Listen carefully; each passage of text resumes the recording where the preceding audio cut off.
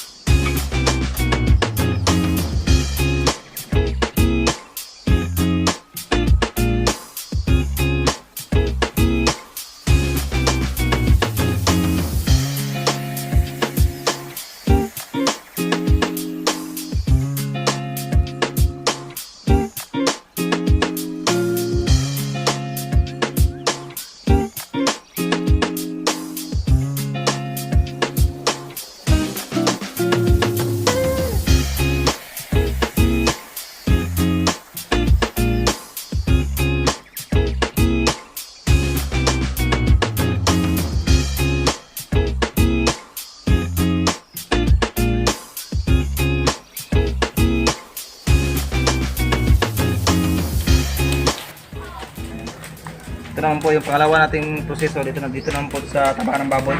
Kasi yung una natin tinahi dun sa karne. Dito naman po sa taba, sa balat ng baboy naman tayo. Ito yung panghuli nating tahiin. Dalawang proseso po ang pagtatahi namin kaya matagal-tagal.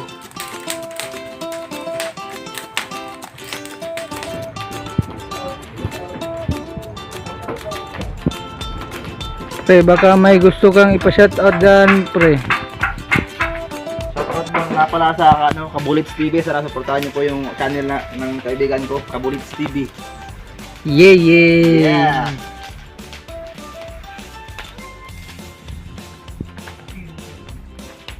Siya po yung ngayon, videographer natin ngayon, kaya shoutout ko siya sa inyo. Sana supportahan niyo po yung channel niya, Kabulits TV. Don't forget to like and subscribe his channel.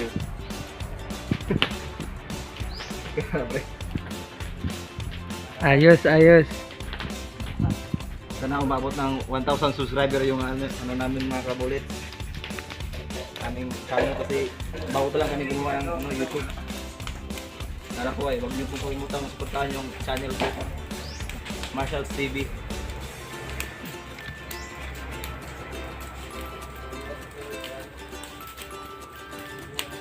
Yan pre, hapit ng pre, yung baga pre. Ganyan ka laki yung apoy mga Kabulits, oh. Lalagyan pa yan ng uling mamaya. Okay, siguro.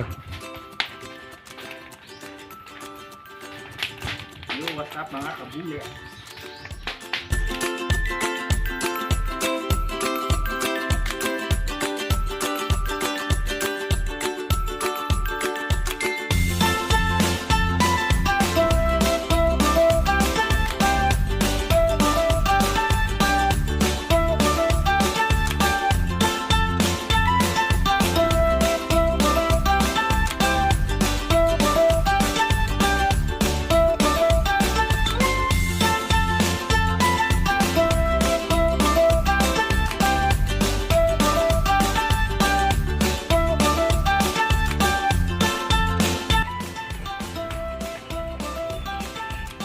Yan yung mga Kabulits, no. Ang purpose daw ng tie wire niya para ipadikit.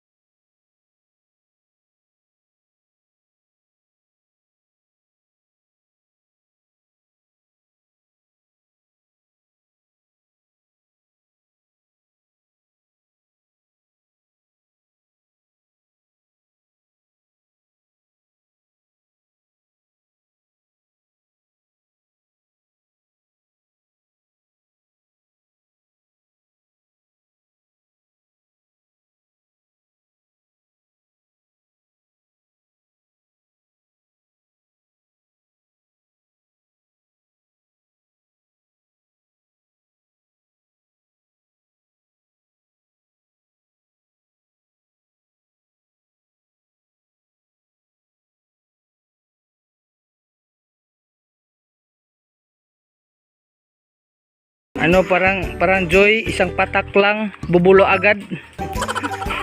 Isang patak lang, bubulo agad. Maganda ito, gamitan nyo ng pitchel para makontrol yung tagas ng sabaw. Hindi na nasayang. Yung mga sistema, mga protocol natin. Kasi nakakilala niya mga Kabulits. Please like, comment, and share nyo yung video na to. Tsaka huwag nyo namang kalimutan mag-subscribe sa YouTube channel niya.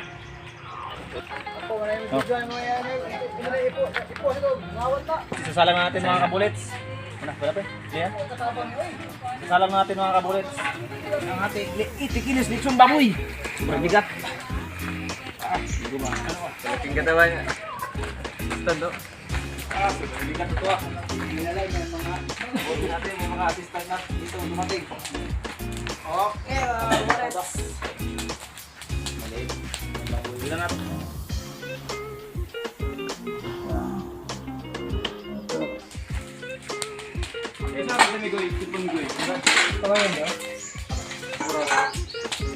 Oras?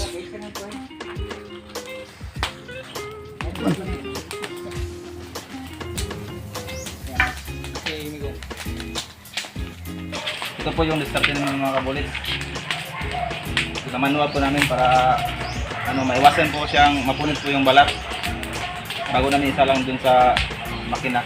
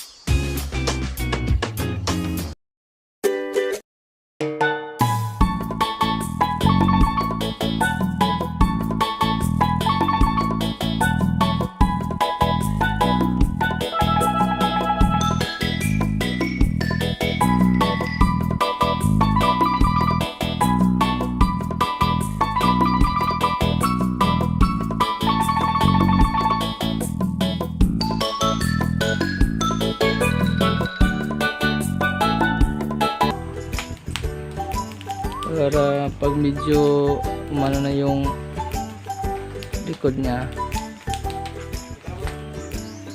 i-drill agad yan, ilalagay sa makina ba.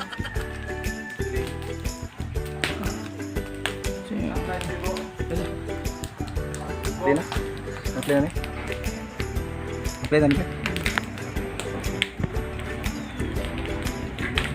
Kung napapansin niyo po mga kabulits, madali lang po yung tignan niyo po yung balat.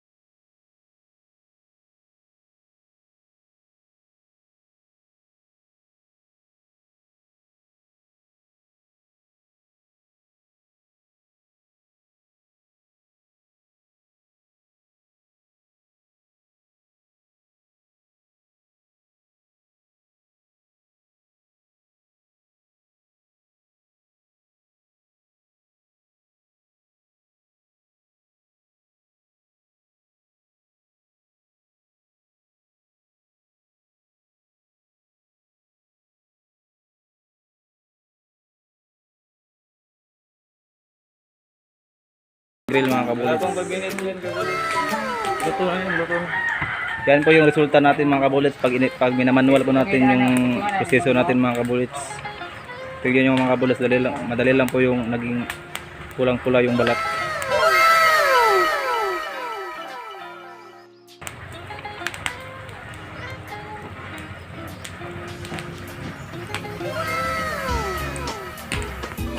Minutes later.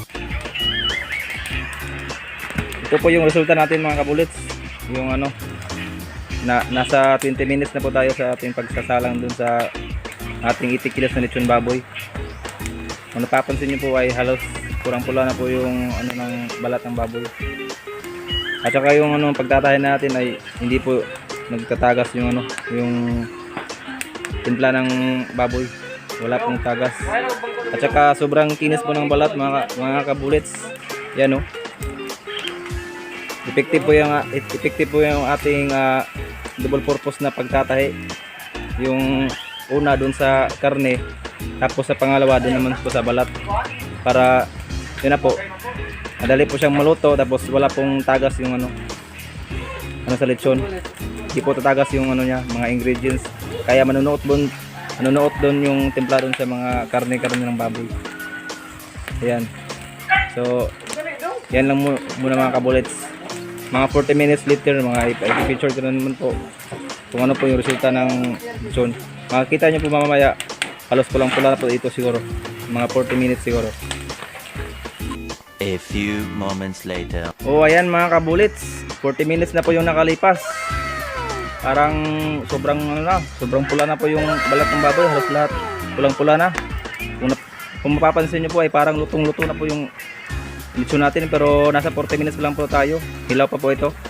Yung luto pa lang nito ay yung balat lang ng baboy, pero yung laman ay kulang po. Kailangan pa natin ng dalawa kalahating oras ang tatagal bago ito maluto. Yan mga kabulets, parang luto na kung sa ating kaningin, pero ano pa lang to, kulang pa. Kailangan pa natin ng dalawa kalahating oras. Kaya subaybayan nyo lang kami mga kabulets, mga 1 hour. I-picture naman natin to kung ano magiging resulta.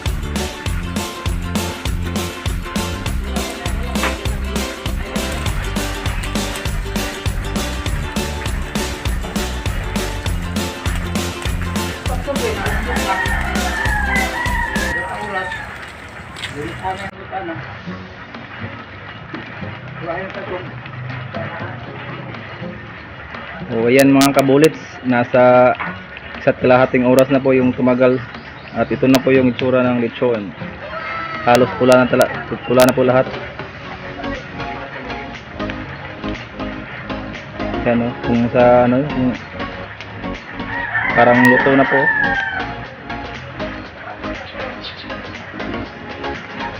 Kailangan pa natin ng mga isa't kalahating oras para maluto po ito. Kasi mga ganito kalaki, tumatagal po ito ng mga 3 oras bago ito maluto.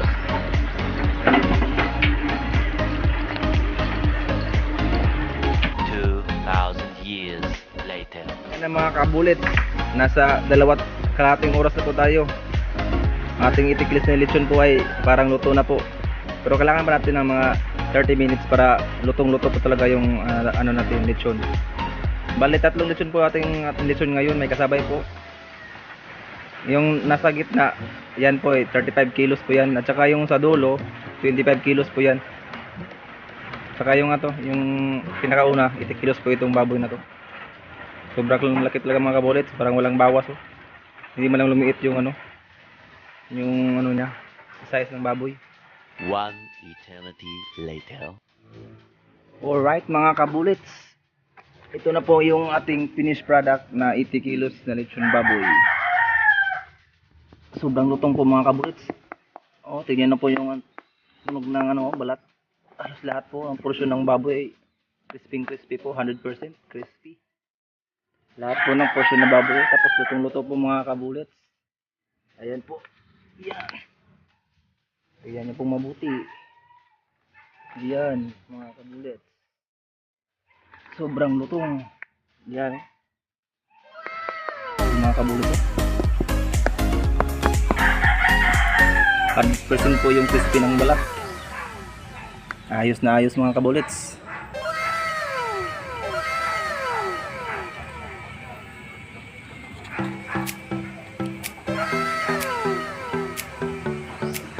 Naputol po yung mga kabulits, yung paa kasi sobrang luto po mga kabulits, natanggal po yan.